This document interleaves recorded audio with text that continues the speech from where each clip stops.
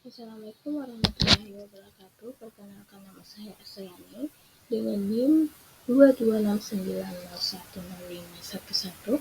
Pada kesempatan kali ini kita akan membahas mengenai uji parametrik serta cara menyelesaikannya dengan menggunakan aplikasi SPSS. Tanpa berlama-lama, kita langsung ke pembahasan mengenai uji parametrik. Uji parametrik adalah uji statistik yang digunakan untuk menganalisis data yang memenuhi asumsi tertentu, seperti data yang berasal dari distribusi normal dan memiliki varians yang homogen. Jika data tidak berdistribusi normal, maka data tidak dapat digunakan untuk uji parametrik. Metode yang digunakan untuk uji parametrik yang pertama yaitu kita harus menentukan apakah data tersebut berdistribusi normal dengan menggunakan uji normalitas. Selanjutnya yaitu setelah data terbukti berdistribusi normal, maka kita akan melanjutkannya dengan uji homogenitas. Setelah terbukti berdistribusi normal dan homogen, maka data sudah dapat digunakan untuk melakukan uji parametrik. Salah satu contohnya yaitu uji t-test. Nah, langsung saja itu kita masuk ke aplikasi SPSS. Nah, di sini saya sudah memasukkan data yang akan kita gunakan untuk melakukan uji parametrik. Adapun data yang saya gunakan yaitu ada dua tabel, yaitu hasil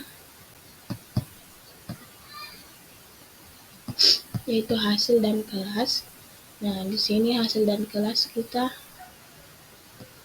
atur melalui variabel view, yaitu hasil dan kelas desimalnya keduanya menggunakan desimal 0 karena data yang saya gunakan di situ tidak ada angka di belakang koma. Nah, dan kelas di sini yaitu terbagi atas dua, yaitu kelas A dengan kode 1 dan kelas B dengan kode 2 berdasarkan data yang tadi di data view. Nah, kode 1 dan kode 2. Nah, setelah itu maka kita dapat melakukan pengujian apakah data ini berdistribusi normal atau tidak. Nah, untuk membuktikan bahwa data itu berdistribusi normal atau tidak, kita masuk ke analyze, descriptive statistic, explore. Nah, di sini hasil masuk ke dependent list dan kelas masuk ke factor list. Sebelum kita masuk ke plots dan checklist normality plots with test, karena kita akan melihat apakah data ini berdistribusi normal atau tidak. Continue. Lalu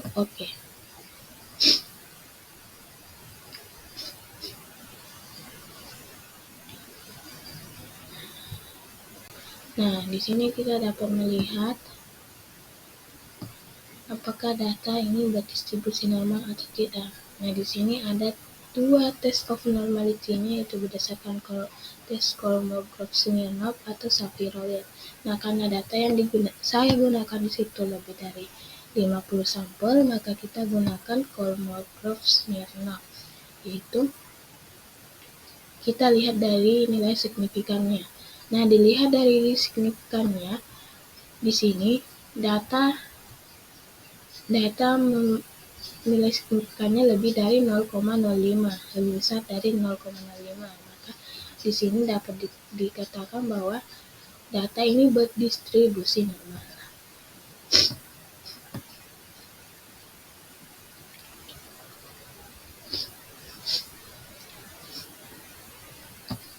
Nah, setelah dilakukan uji apakah data ini berdistribusi normal atau tidak, dan hasilnya adalah data ini berdistribusi normal, maka selanjutnya kita melakukan uji homogenitas. Yang pertama itu masuk di analyze, compare means, one way ANOVA.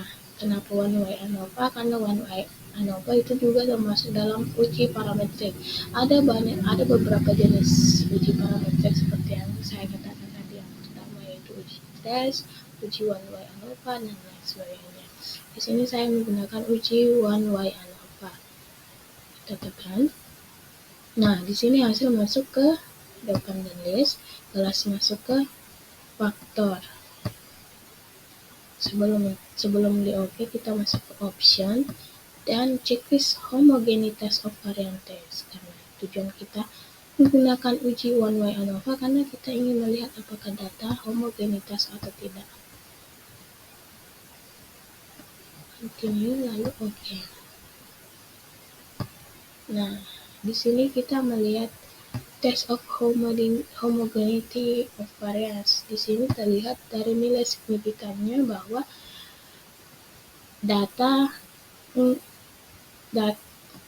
nilai signifikannya lebih besar dari 0,05, yang mana artinya di sini yaitu data ini homogen.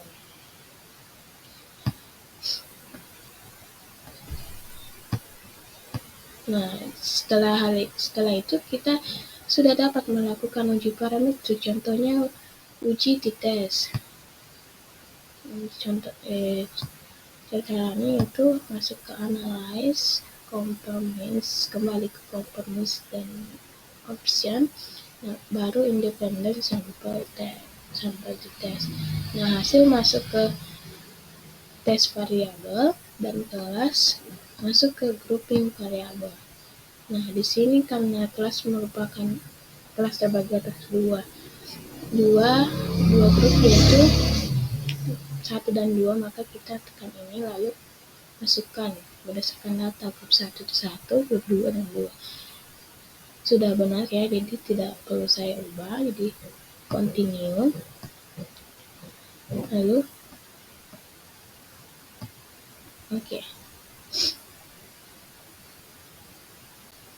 Nah, sini sudah terlihat hasil t-test dari data yang kita gunakan.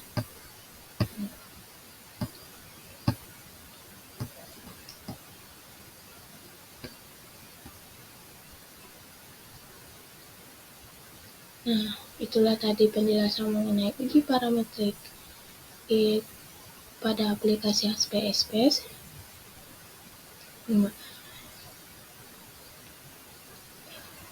Kurang atau lebihnya mohon dimaafkan. Assalamualaikum warahmatullahi wabarakatuh.